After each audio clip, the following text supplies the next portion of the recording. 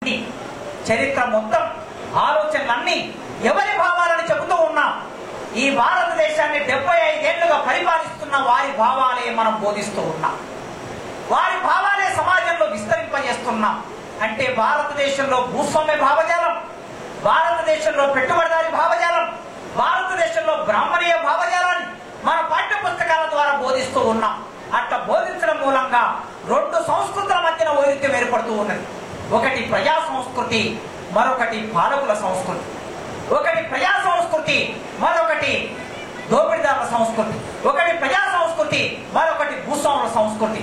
ఒకటి ప్రజా సంస్కృతి, మరొకటి బ్రాహ్మణీయ సంస్కృతి. కనుక ఇక్కడ ఉన్న ఈ పాలకులైన, భూస్వాములైన, దోపిడీదారులైన, బ్రాహ్మణీయులైన వీళ్ళ మధ్యలో ఒక అంతఃసూత్రం ఉన్నది, వీళ్ళ మధ్యలో ఒక సంబంధం ఉన్నది. కనుక వీళ్ళు ప్రజల్ని దోపిడీ చేసుకోవడానికి, దోపిడీ చేయడానికి కావలసిన ఆలోచనలన్నిటినీ వాళ్ళు భిన్న రూపాల్లో పాఠాల ద్వారా, సీరియళ్ల ద్వారా, సినిమా ద్వారా, పత్రికల ద్వారా, దేవుడి ద్వారా భిన్న రూపాల్లో మన జీవితాల్లోకి వాళ్ళ భావాలను తీసుకొస్తూ ఉంటాం. అట్లా వాళ్ళ భావాల్ని మన జీవితంలోకి తీసుకొచ్చి మెల్లగా మనకు తెలియకుండానే మన ఆలోచన క్రమాన్ని, మన ఆలోచన విధానాన్ని వాళ్ళకు అనుకూలంగా మార్చుకుంటూ వెళ్తాం. ఇది సంస్కృతిలో భాగం అవుతుంది. ప్రజల సంస్కృతి ఆటపాటల సంస్కృతి, ప్రజల సంస్కృతి శ్రమ సంస్కృతి, ప్రజల సంస్కృతి అందరూ కలిసి జీవించే సంస్కృతి, ప్రజల సంస్కృతి ఒకరి భాగంలో మరొకరు భాగమయ్యే సంస్కృతి, ప్రజల సంస్కృతి ఉత్పత్తి సంస్కృతి. ఇది ఒక వైపు ఉంటుంది. కానీ పాలకుల సంస్కృతి వాళ్ళు అనుకున్న దోపిడీ సంస్కృతిని, ఈ ప్రజల సంస్కృతిని రద్దు చేయడానికి, ప్రజల సంస్కృతి లేకుండా చేయడానికి మెల్లగా వాళ్ళు ఏం చేస్తారంటే ప్రవేశిస్తూ ఉంటారు. అట్లా కార్ల్ మార్క్స్ ఏమన్నాడంటే, పాలకులు ఎవరైతే ఉంటారో పాలకుడి భావాలే ప్రజల భావాలుగా చలామణి అవుతాయి అన్నాడు. ఈనాడు వర్తమానంలో చూస్తే ఈ దేశంలో పాలకుల భావాలు ప్రజల భావాలుగా మార్చడానికి ప్రయత్నం చేస్తూ ఉన్నారు.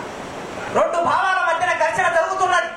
పోరాడే ప్రజలు ఎప్పుడైనా ఈ దేశంలో పోరాటం అనేది సంస్కృతిలో ఒక భాగం, సంస్కృతిలో ఒక విలువ. విలువ అంటే ఏమిటి? అందరూ పాటించదగింది విలువ. అందరూ అంటే ప్రజలందరూ పాటించగలిగింది విలువ. కొందరికి సంబంధించింది మాత్రమే విలువ కాదు. తల్లి బిడ్డకు పాలివ్వటం ఒక విలువ. తల్లి బిడ్డకు పాలివ్వమని ఎవరు చెప్పరు. అది ఆచరణలో భాగంగా ఉంటుంది కనుక అదొక విలువ. మనిషి తన విముక్తి కోరుకోవటం ఒక విలువ. బాధ నుంచి బయటపడటం ఒక విలువ.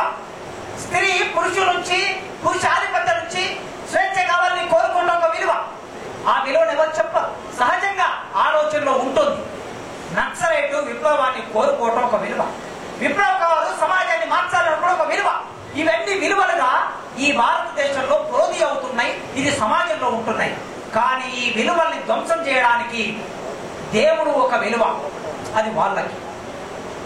ఈ సమస్యలని, ఈ ఆరాటాల్ని, పోరాటాల్ని, దోపిడిని గుర్తించని వాళ్ళు, ఈ సమాజాన్ని దోపిడీ చేసి ప్రజలందరినీ తమ పిడికిట్లో పెట్టుకోవాలనుకున్న వాళ్ళు ఏమనుకుంటారంటే దేవుడు ఒక విలువ,